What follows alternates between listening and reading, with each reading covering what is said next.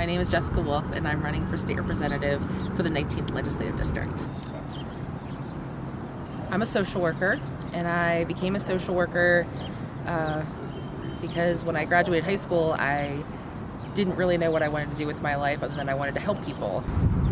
The type of social work that I do right now is medical social work. So I get involved in patients' life either after they have come home from the hospital or they are getting dangerously close to having to be in the hospital.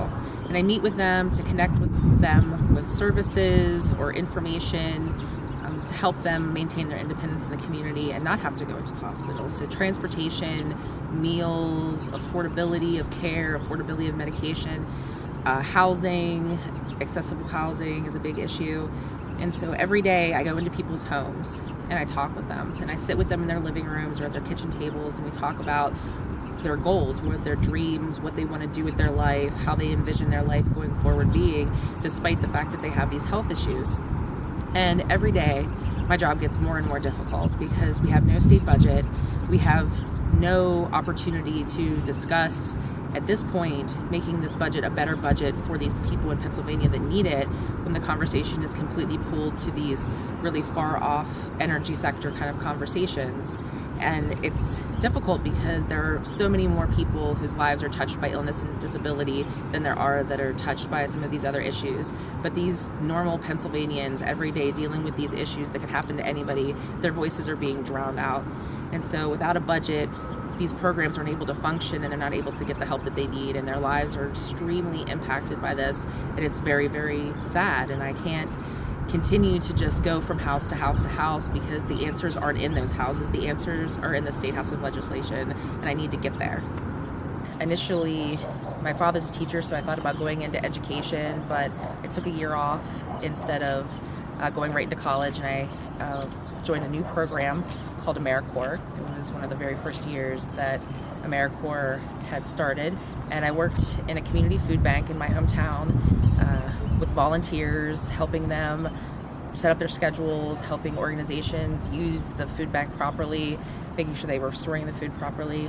They still had jobs, but they weren't able to meet their food budget and their housing budget, and take care of their children and pay for medicine. And it was the first time that I really understood that even people who were trying as hard as they could still weren't able to make it, which was a shock to me being 18 years old. When I came to Pittsburgh in 2008, I left my small hometown and I came here, and I've absolutely fallen in love with Pittsburgh. It's the most beautiful place I've ever been. All of the hills and the valleys and the city and the skyline. I met my husband here. We have a home here. I've made my whole entire life here. I've decided to run for public office so that I can finally get to that place where I can really make the large structural changes that I think need to be made for average, everyday Pennsylvanians. We need better jobs. We need more jobs. We need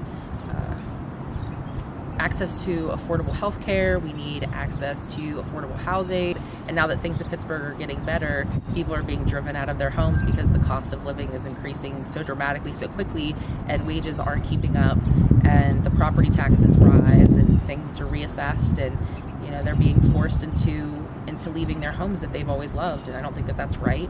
And I think that the state can help, to equalize those forces.